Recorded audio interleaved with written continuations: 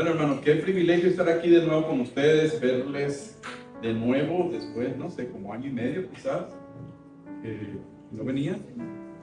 Pero estoy muy contento de estar aquí de nuevo con ustedes, para que los que no me conocen no se han perdido nada bueno. Y para los que me conocen, pues lo siento que otra vez tienen que verme. Pero es un gozo siempre venir acá. Yo recuerdo vívidamente cómo comenzó esta iglesia. El pastor Cristian y yo nos conocimos en Guatemala en una reunión que había allí, y el pastor escuchó de mi ministerio de plantación de iglesias y me dijo: ayúdeme a fundar una iglesia allá en Ciguatepeque. Yo busqué allí en el mapa escondidito a ver dónde quedaba Ciguatepeque, y pues me di cuenta que quedaba casi que en el centro de un país hermoso, y dije: debe ser bonito, así es que vamos a ir para allá. Y un día en una casa, creo que en la casa del pastor Unán, ahí nos reunimos como 10, 12 personas, la primera reunión que tuvo la iglesia. Y ahí en adelante comenzamos y han pasado todos estos años. Y siempre es un privilegio para mí venir y entrenar a algunas personas.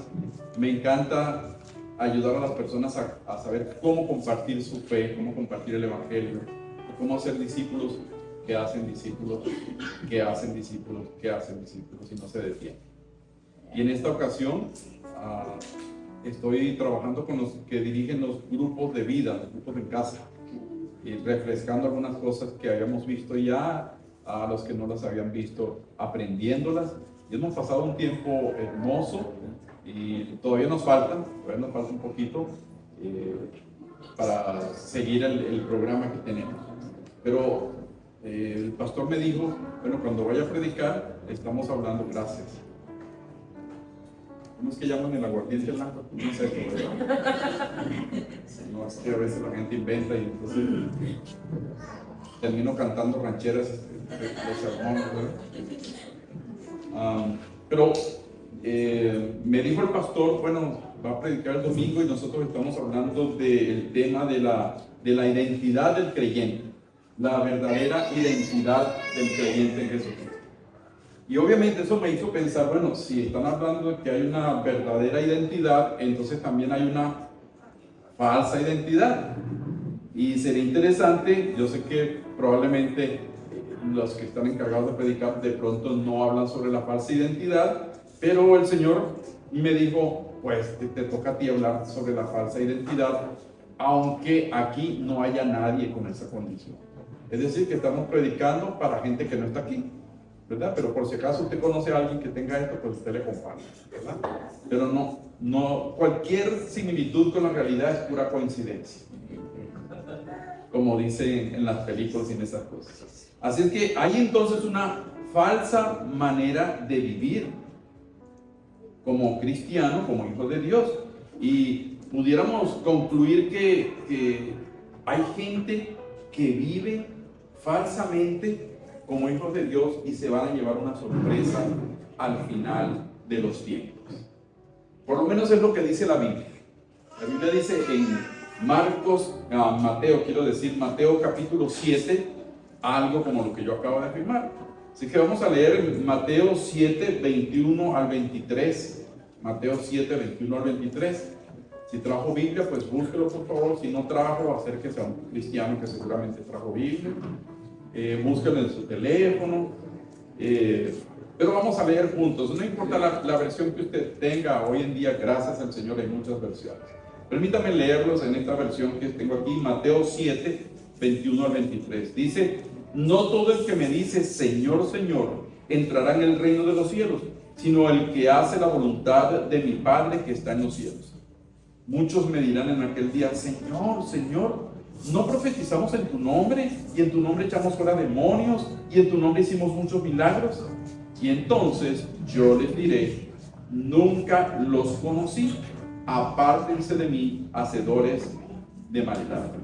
Qué interesante estos versículos, ¿no le parece? 3 versículos muy interesantes que hablan sobre aquellos que tienen una falsa identidad. Una falsa identidad en Cristo. Y vamos a ir en versículo por versículo, pero antes, usted sabe, para entender un versículo hay que saber lo que dice antes del versículo y después del versículo. Los que los estudiosos llaman el contexto anterior, lo que dice antes, y el contexto posterior. Y en este caso, es interesante que en el contexto anterior, Jesús predice que los falsos cristianos vendrán como lobos disfrazados de oveja, y no necesariamente en carnaval, ¿verdad? Mateo 7:15 dice, los falsos profetas, los falsos cristianos vendrán como lobos vestidos de oveja. Y menciona que sus frutos y sus acciones los van a delatar, se va a notar por lo que hacen. Eso quiere decir que puede que alguien utilice un lenguaje cristiano correcto, adecuado, pero eso no necesariamente lo hace un hijo de Dios. No lo identifica como alguien que pertenece a Dios.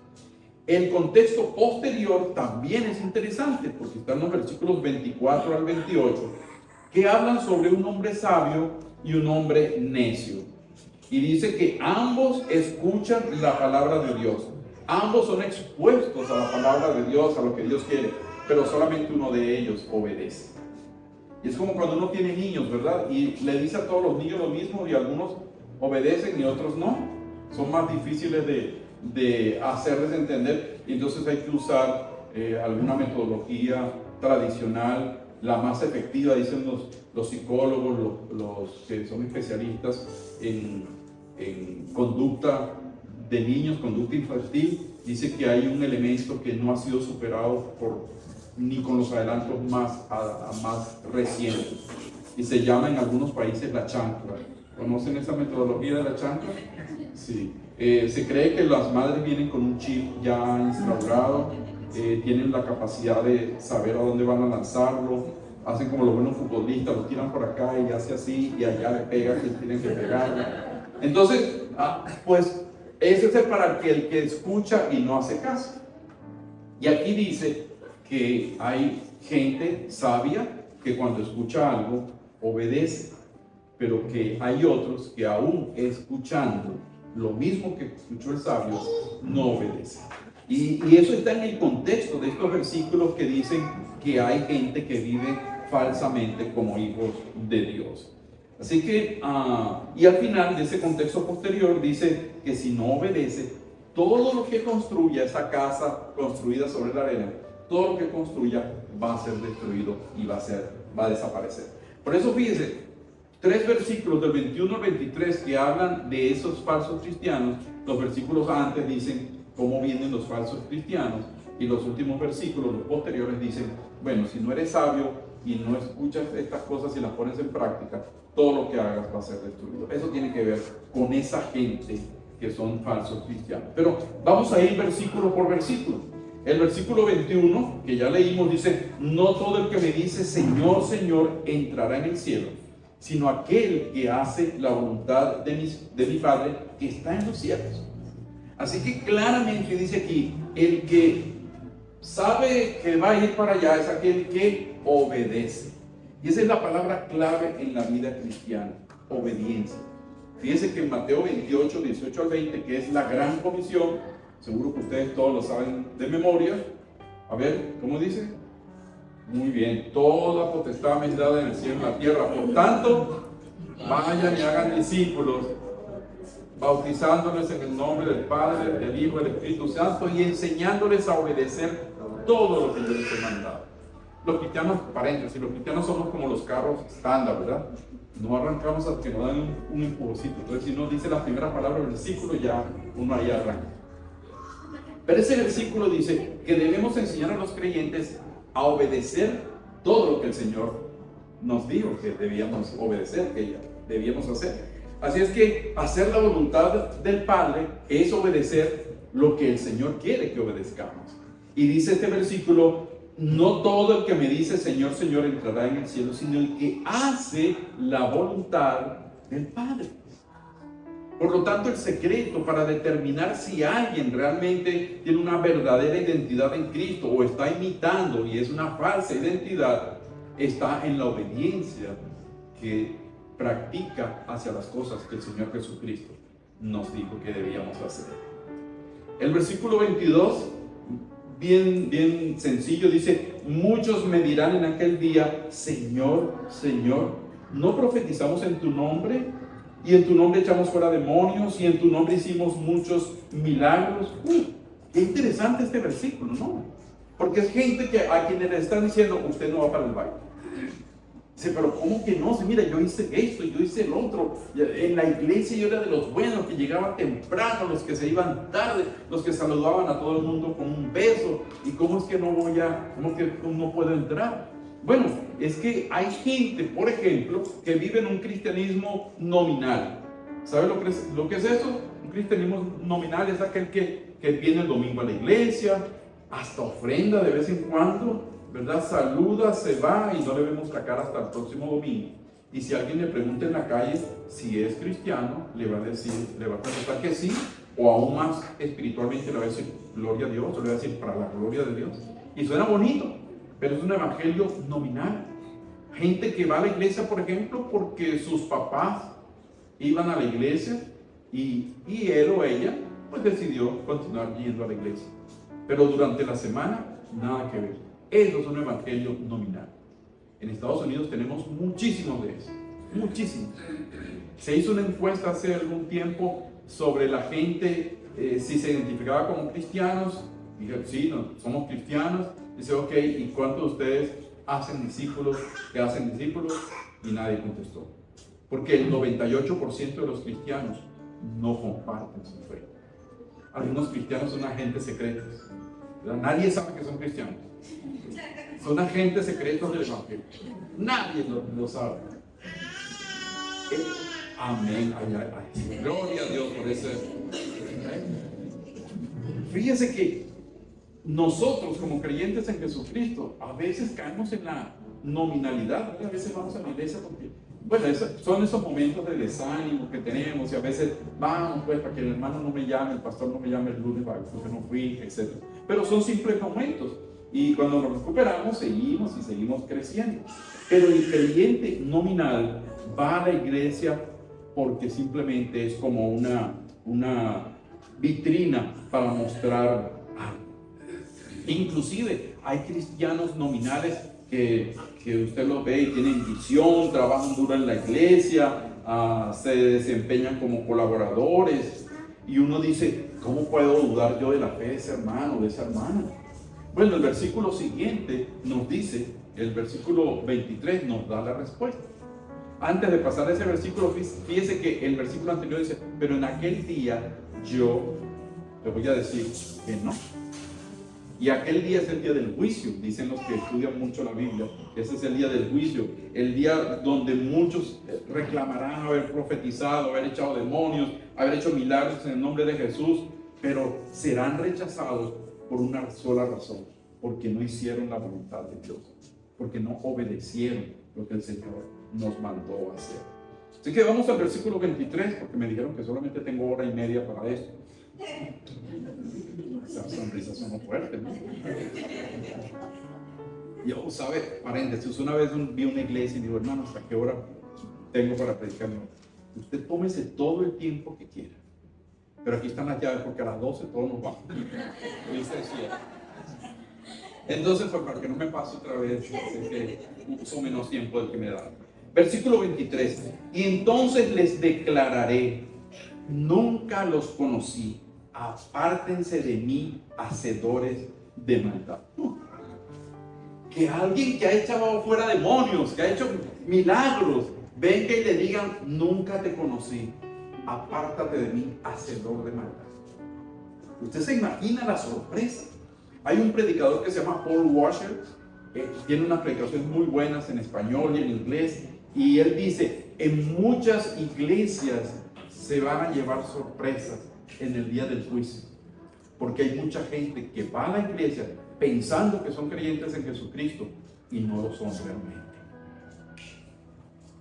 Tengo un amigo que estudió en una universidad en los Estados Unidos, y él me contaba, había un profesor allí, un doctor en teología, un hombre que había sido pastor, que había pasado por seminarios, y ese hombre se paró un día en el púlpito para predicarle a su iglesia de la cual era pastor, y predicando él el mensaje se dio cuenta que él no había conocido a Cristo.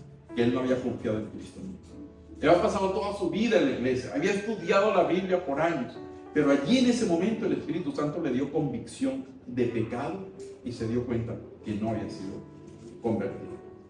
Tengo una amiga más lejana, hija de uno de mis mejores amigos, y ella anduvo una vida medio licenciosa, no que andaba con un licenciado, sino medio licenciosa, medio alegre, ¿no?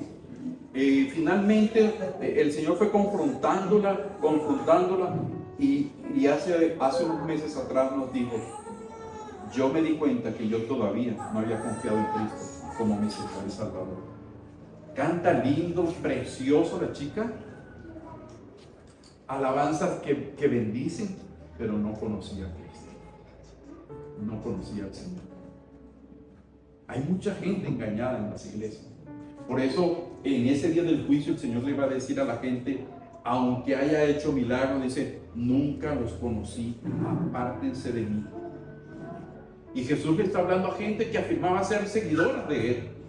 Le está hablando a gente que había realizado milagros en su nombre.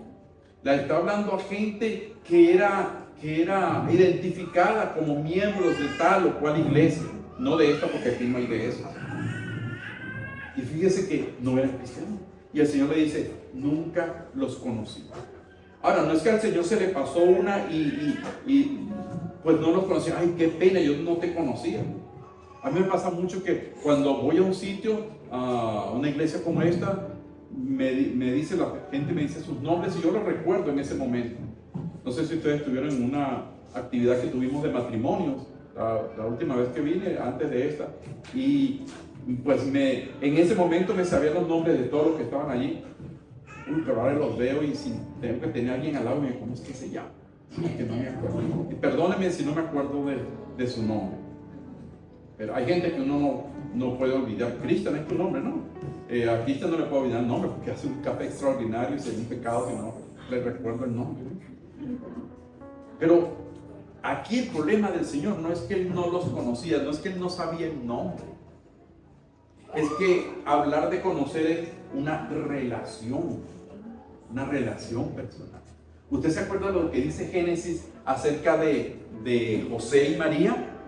Dice que José, siendo un hombre temeroso de Dios y enterándose de que la novia estaba embarazada y que no era de él, decidió pues no meterse en problemas con la muchacha y no hacerla quedar mal, y se iba a ir calladito. Pero vino el Espíritu Santo, vino un ángel y le dijo: hey, tranquilo, que esa muchacha es buena, sí, lo que pasa es que pasó esto y esto. Y el hombre se quedó con María, su novia. Pero dice la Biblia, en la versión Reina Valera, dice: y no la conoció hasta después que nació Jesús. Y conocer, ¿qué significa allí? Pues tuvieron una relación íntima, muy cercana. En el lenguaje bíblico, conocer es realmente integrarse, es intimar, es conocer a la persona en detalle, es tener una relación con alguien. Si usted ve a un político, a un personaje público, a un artista, y le preguntan: ¿tú conoces a Bruce Lee? Ah, sí, claro, yo lo he visto en sus películas, pero realmente no lo conocemos. Simplemente hemos oído de él, porque nunca hemos entablado una conversación con esa persona. ¿Sabe alguien aquí quién es Bruce Lee? Gracias, 2 o 3. Ok, qué bueno. Pues para los más jóvenes es uno de los mejores practicantes de artes marciales que existió. Pero a ver, si seguro que si les nombro uno de una novela, sí lo conocen, ¿verdad? ¿O no? ¿Tampoco? No, aquí nadie ve novelas, ¿verdad? No, de eso no vienen tampoco. Estos están en esas iglesias donde están los falsos hijos de Dios. Lo que significa entonces es que el Señor le dice: ustedes jamás han tenido una relación verdadera conmigo. Ustedes jamás han tenido una verdadera relación conmigo. Por eso digo que no los conozco. Es que el asunto no es intelectual. El asunto no es conocer a alguien por sus detalles, por lo que sabe de la persona, de la vida de la persona. Especialmente con las redes sociales hoy en día, usted puede saber mucho de una persona sin conocerla. Y hay gente que tiene una falsa identidad como cristianos, que conocen mucho acerca de Jesús, mucho acerca de Dios, pero no han tenido un encuentro personal con Él. Y es interesante que aquí lo que podemos deducir es que lo que salva no es afirmar que uno conoce a Cristo, sino es haber tenido un encuentro personal con el Señor, conocerle, tener una relación en la cual crecer. De eso se trata. Tampoco salva si se demuestra que tiene una visión o un poder espiritual. Una persona puede aparentar ser un cristiano a los ojos de otras personas, pero a los ojos de Dios es un hacedor de maldad. ¿Por qué lo llama un hacedor de maldad? Porque no está haciendo la voluntad de Dios y está engañando a otros y engañándose a sí mismo. Hay gente que habla bonito desde el púlpito y dice unas cosas que uno piensa que es hasta el Espíritu Santo, porque uno se conmueve. Hay gente que mueve más, así que alguien se le acerca y solamente le hace así y ya se cae, ¿verdad? Y uno dice, ¿qué poder hay allí? ¡Qué impresionante! Quizás más bien que sugestión deberíamos decir. ¿Cómo puedes sugestionar a la gente para que creen esa cosa, para que sientan algo? Mira, hay tantas maneras de sugestionar a las personas. Si yo le digo a usted, piense en una figura geométrica. Piense en una figura geométrica. ¿En qué figura has pensado?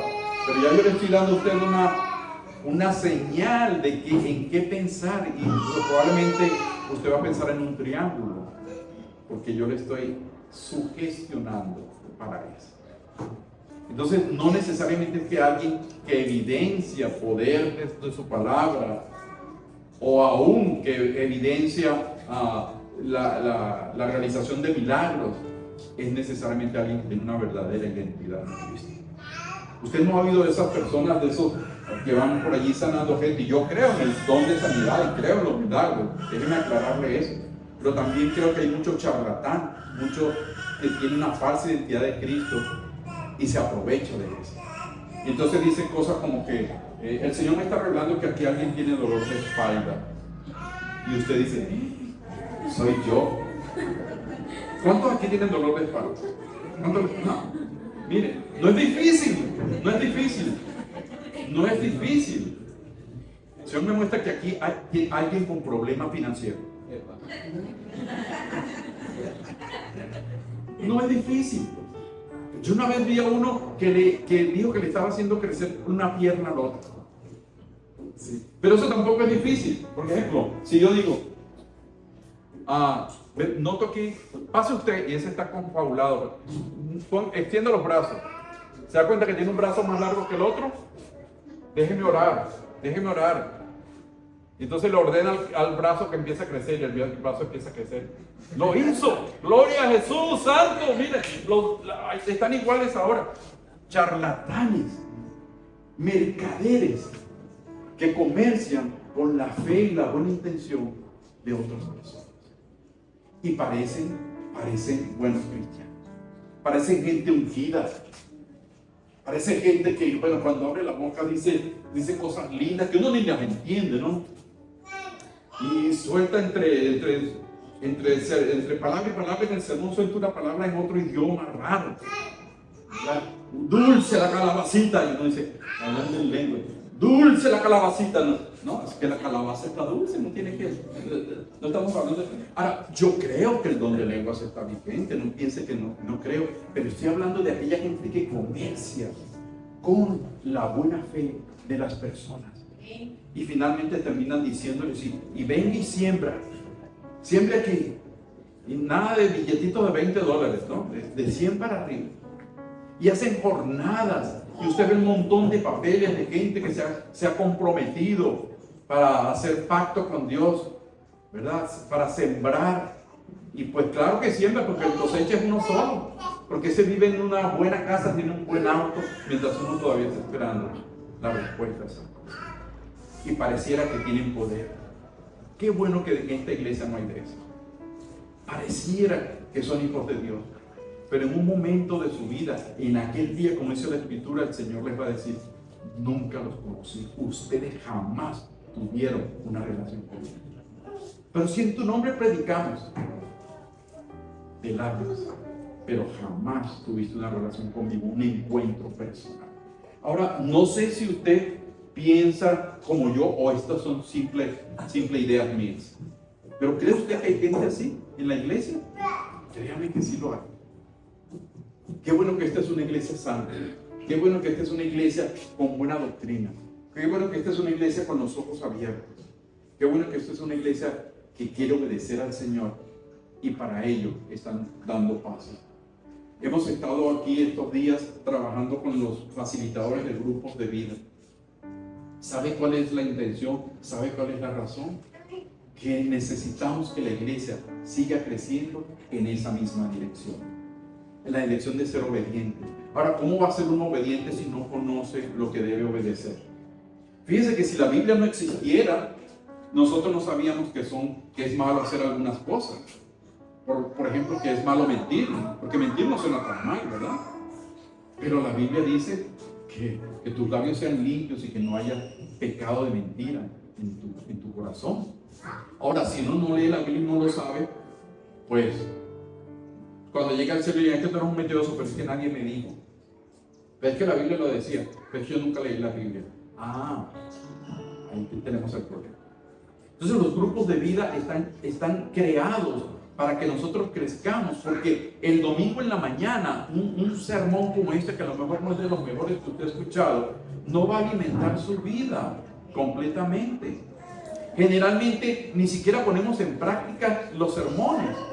Bueno, perdón, yo estoy juzgándolo a usted, eso es en otras iglesias. Hay iglesias donde la gente no pone en práctica los sermones.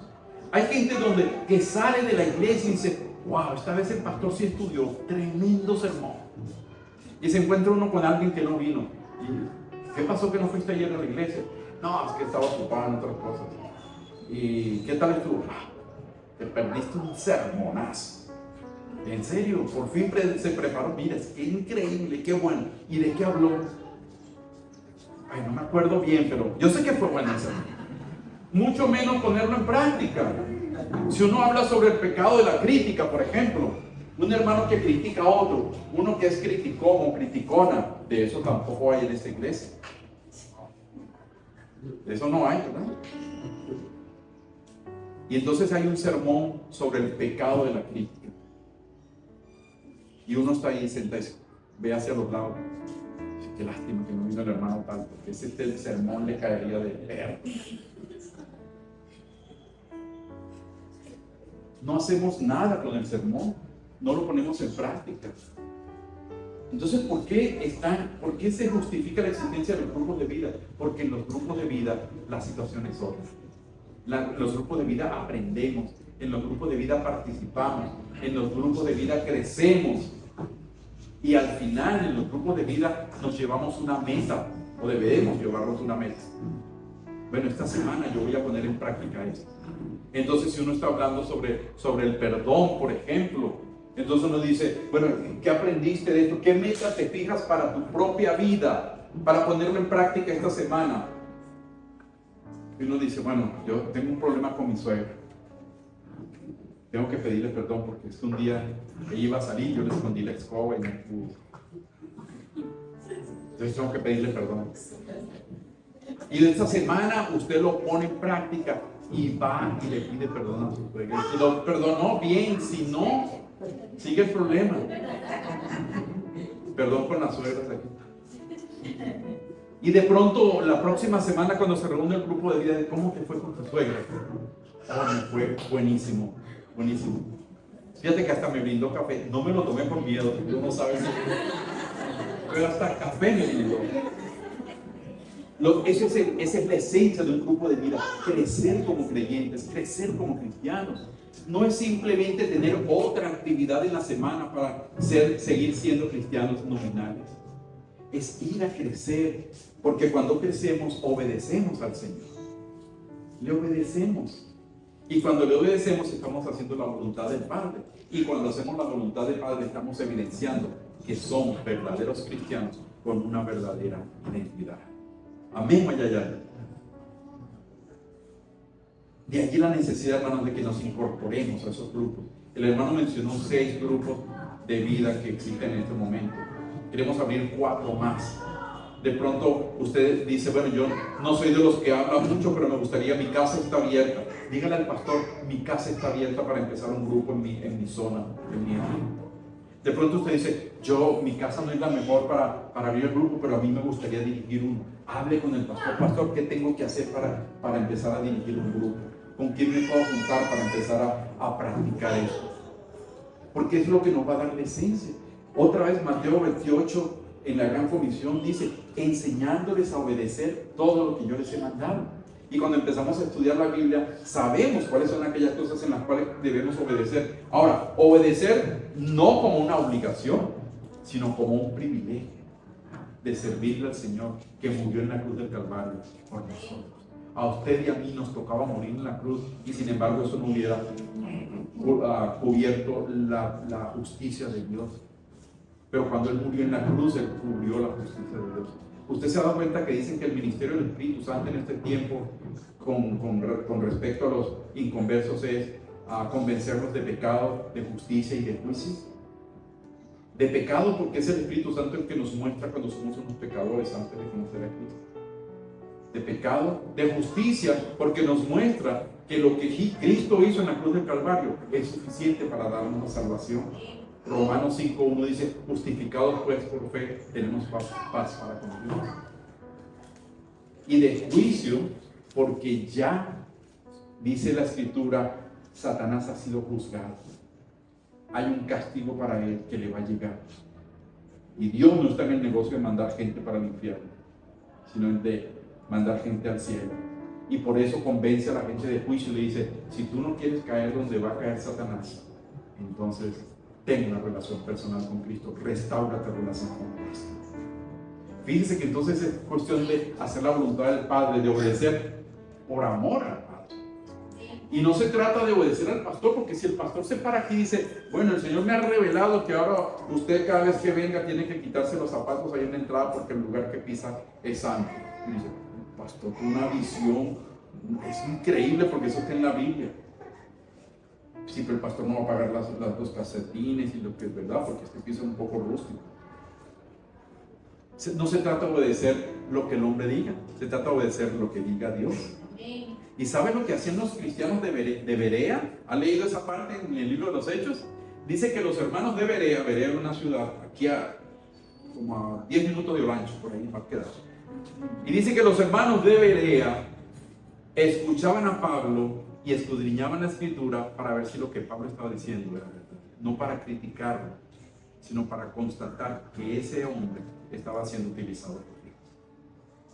Entonces necesitamos de todas abrir nuestra Biblia y empezar a estudiar juntos como hermanos. ¿Qué mejor lugar que los grupos de vida? Venga el domingo, gócese aquí con los hermanos, salude al que tiene tiempo que no ve porque le debe y se está escondiendo. Venga, que a lo mejor lo ve aquí en la iglesia. Pero eso no es suficiente para su vida espiritual. Necesitamos los grupos de vida para crecer, para hacer la voluntad de Dios, para obedecer al Señor. Para que el Señor no nos diga, nunca los conocí, hacedores de maldad. Claro, usted no le va a decir eso porque ya dijimos que este sermón es para gente que no está en esta iglesia.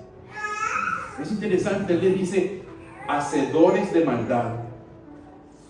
Y eso se refiere a que las obras de esta gente no estaban alineadas con la voluntad del Padre. No lo estaban. No eran obras que el Señor quería que hicieran, era otro tipo de cosas. Eran esos mercaderes que se han despertado hoy en día. Hacedores de maldad. Los actos de esas personas, aunque parecían buenos, eran contrarios a la voluntad de Dios. Era a su propia conveniencia y eso es maldad. Por eso el Señor le dice, nunca los conocí, apártense de mí, ni cerca los quiero. Porque ustedes han sido unos hacedores de maldad.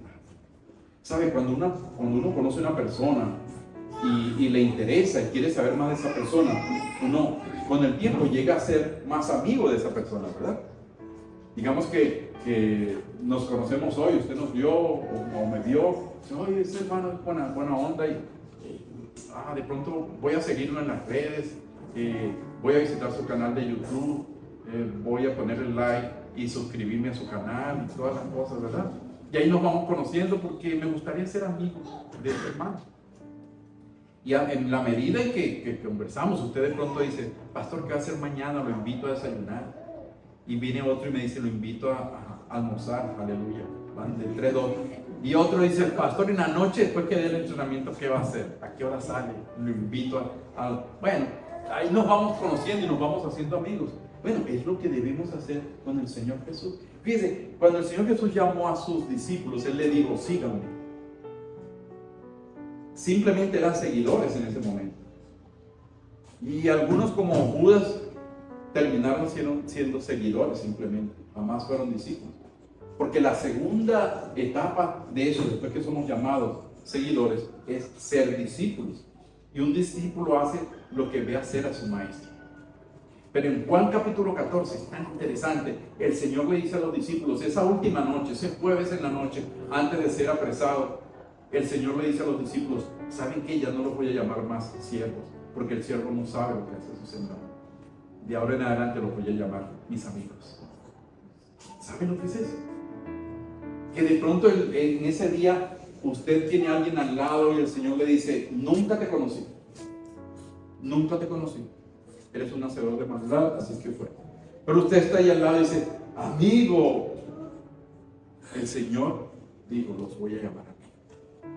Entonces, si usted es simplemente un seguidor de Cristo hasta ahora, yo lo invito a ser un discípulo de Cristo. A seguir a su maestro, a empezar a conocer a su maestro y empezar a obedecer a su maestro. Entonces en aquel día el Señor le va a decir, amigo. ¿Sabe lo que el Señor diga? Que es amigo. Es como cuando usted tiene conocido a alguien y dice, ese es amigo mío. El pastor Byron dijo, tenemos aquí a un buen amigo. Ay, qué cosa tan hermosa. Gracias, pastor. Gracias, porque amigo es aquel que va en las buenas y en las malas con usted, ¿verdad? O sea, si quieres conocer, si alguien es tu amigo, pues ve si te visita cuando estés en el hospital, ¿verdad? No le preste dinero porque ahí lo va a perder como amigo. Ahí se pierden los amigos, ¿verdad? Mejor que no. Pero un amigo es aquel que está con usted en las malas y en las buenas, ni siquiera necesita verse todos los días. Y cuando se ven parece que se hubieran visto ayer y se mantiene esa amistad. Bueno, eso es lo que el Señor estaba diciendo en Juan 14. Ahora los voy a llamar amigos. Porque tenemos una relación especial usted y yo, dice el Señor. Porque tenemos una relación especial que ha partido de la obediencia a lo que el Señor nos ha dicho. Cuando el Señor le dijo a esos discípulos, nunca los conocí, es que esas personas jamás fueron realmente los discípulos del Señor. Y la voluntad del Padre simplemente es que lo conozcamos. Y mire, ¿cómo saber entonces? Usted se está preguntando allí, ¿cómo saber entonces si alguien realmente es hijo de Dios? Si alguien realmente tiene una identidad en Cristo. Porque según a los Corintios 5:17 dice, de modo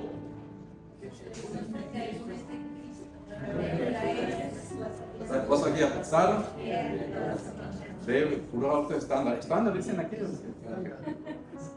Hay que empujarlo un poquito. Eso dice segundo a los Corintios 5:17. Si alguno está en Cristo, es una nueva criatura.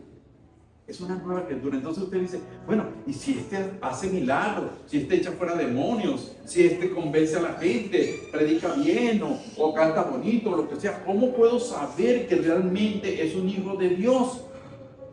Por sus frutos los conocemos.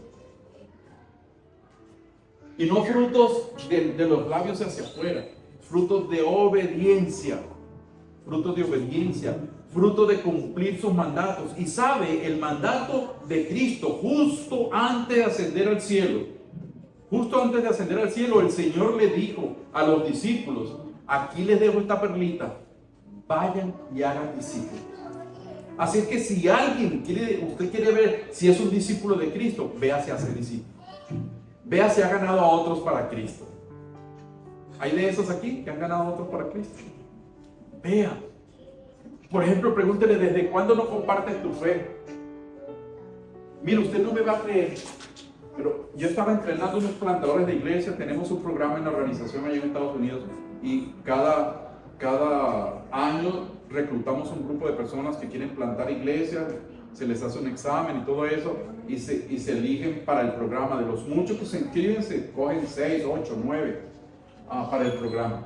Yo siempre comienzo diciéndoles, cuando hablamos de discipulado y evangelismo, siempre les comienzo diciéndoles, mire, si hiciéramos una encuesta acá en la iglesia, solamente acá en la iglesia, con la gente que trabaja en las oficinas, que son como unas 100, 120 personas que trabajan ahí, y les preguntáramos, ¿has evangelizado a alguien esta semana?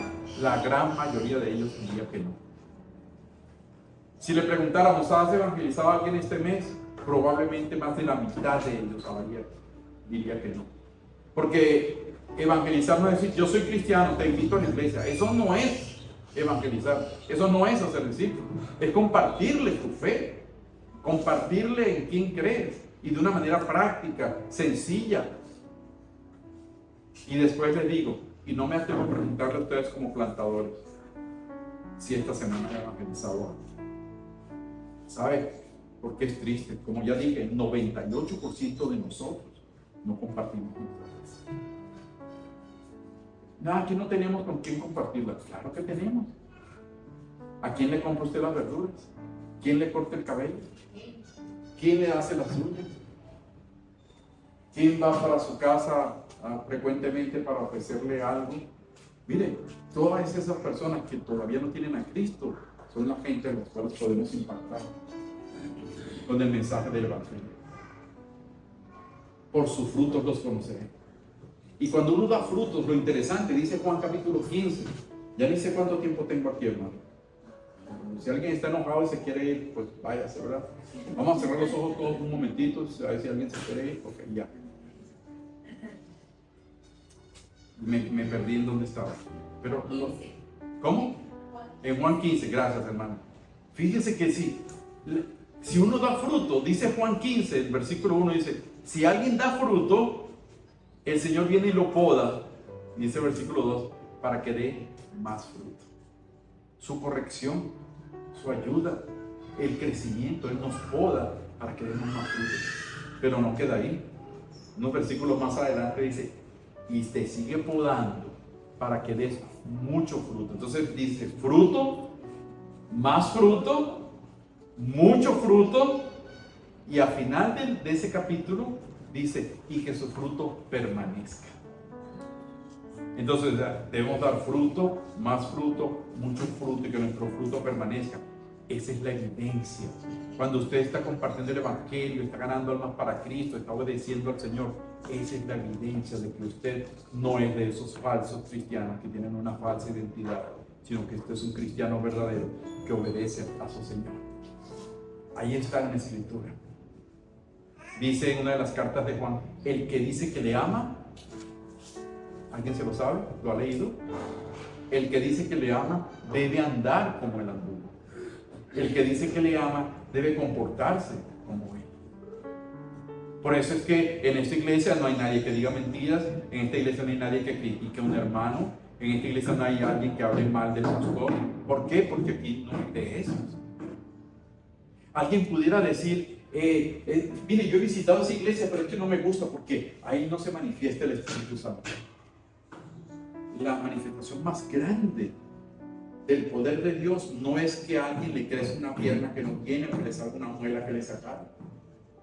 Es una vida transformada por el poder de Dios.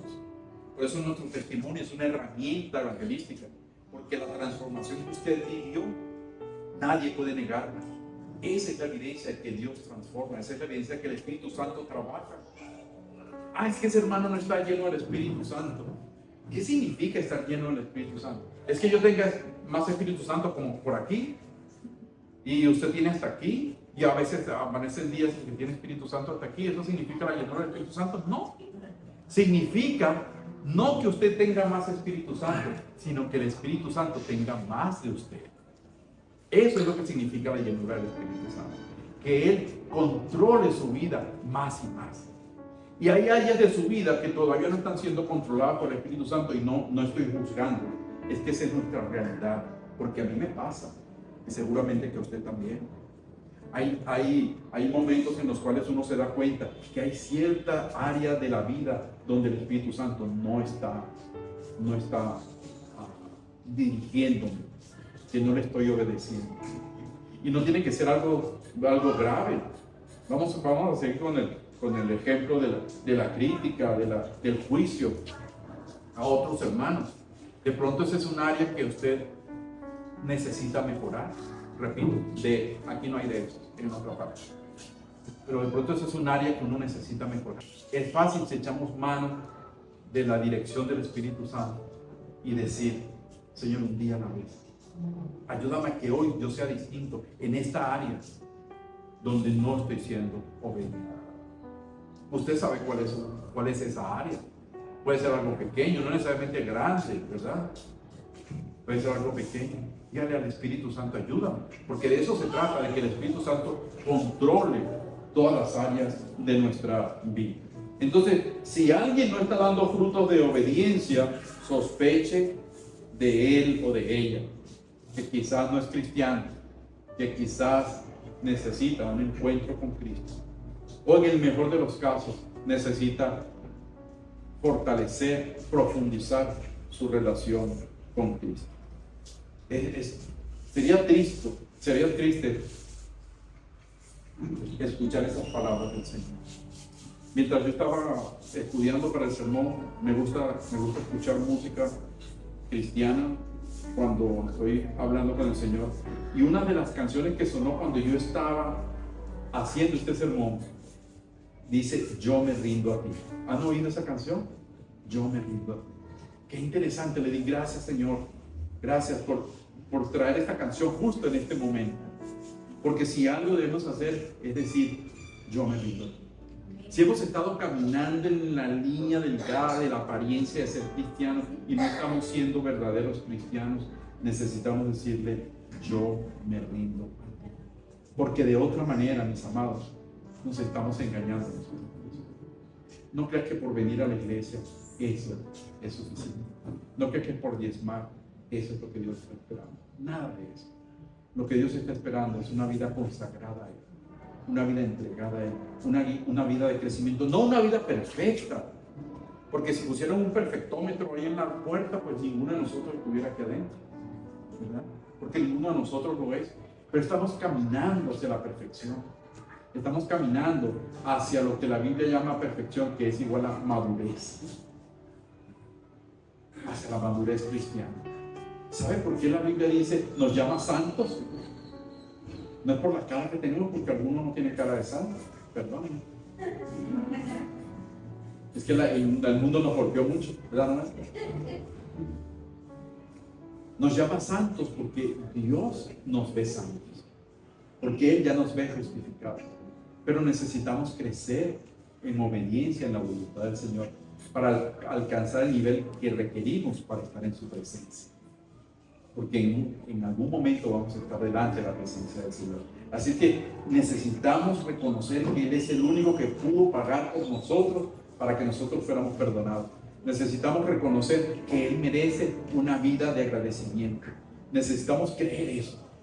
Mire, una palabra que se utiliza en el Antiguo Testamento, en el Nuevo Testamento, es redimir, redención. ¿Alguien aquí ha leído el libro de Ruth? No de Ruth, la señora que había al lado de su casa, el libro de Ruth en el Evangelio, en la Biblia. ¿No lo ha leído? Léalo. Eso es mejor que una novela. Es súper interesante y habla de la buena relación entre una suegra y una nuera. Increíble, ¿cierto? Y cómo la suegra ayudó a la nuera a que saliera adelante. Es un libro interesante y tiene que ver con la historia de Jesús. Bueno, ahí se usa la palabra redención y un ejemplo de redención. Y es que redención quiere decir cuando viene de allí, de cuando llevaban a los esclavos al mercado de esclavos y ahí los veían y alguien lo compraba, lo redimía por un precio. Y el esclavo redimido tenía que seguir a su nuevo amo a donde quiera que iba. Pero si alguien veía al esclavo caminando y decía, ¿y este cuánto lo compraste? Lo compré hace unos 5 minutos. ¿Y cuánto pagaste por él? Pagué 500 lempiras. Dice, te lo compro por 800. Vaya, llévase. Yo me compro otro. Pero en lo que tiene que ver con la redención no es así. El Señor Jesucristo fue al mercado de esclavos, porque éramos esclavos del diablo.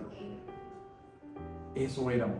Y el Señor Jesucristo vino y pagó el precio por nosotros, que era su misma vida. Pero Él no nos dejó en el mercado de esclavos para que otro viniera y nos comprara. Él nos sacó del mercado de esclavos. Nos redimió y nos sacó de allí. Y nos dijo, eres libre, te puede decir. Él nos hizo libres.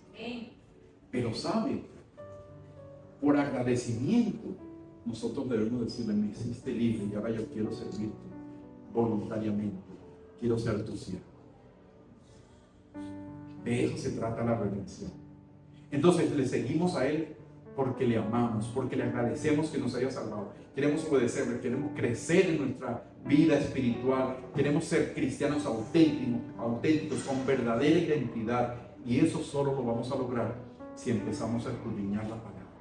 ¿Cuántos versículos o pasajes he mencionado aquí que usted no ha leído? ¿Y cuánto tiempo tiene usted en el Evangelio? Quizás es hora de incorporarse a un grupo de vida para empezar a estudiar la Biblia de manera sistemática. Esta semana hemos estado preparando a los líderes de esos grupos y yo estoy seguro que ellos van a ser instrumentos de Dios en sus casas, en sus grupos, para que usted siga creciendo y atrayendo a otros. Así es que yo sí les voy a dejar un reto para que lo recuerden en la semana. Yo sí quiero dejarles un desafío esta mañana, todavía de mañana, sí. Yo quiero dejarles un desafío. Que usted empiece a crecer en su vida cristiana o continúe creciendo en su vida cristiana a través de los grupos de vida. Mire, esta es una estrategia que hemos puesto en práctica en muchos países. Yo recorro América Latina y los Estados Unidos, el mundo hispano, compartiendo con la gente esta estrategia. En Bogotá comenzamos igual que aquí y la iglesia hoy en día tiene unas 150. En Argentina, ya en un pueblo muy pobre, empezamos con la misma estrategia. Y hoy en día la iglesia tiene más de 100 personas y es una zona sumamente pobre. Pero la gente tiene pasión por Cristo. Y cuando yo voy allá, siempre salimos a la calle a evangelizar, con los jóvenes especialmente. Salimos a evangelizar porque tienen el deseo de comunicarle a otros el gozo de su salvación. Pero mantienen durante la semana su contacto en los grupos de vida para seguir creciendo, para seguir aprendiendo del Señor. Esos frutos son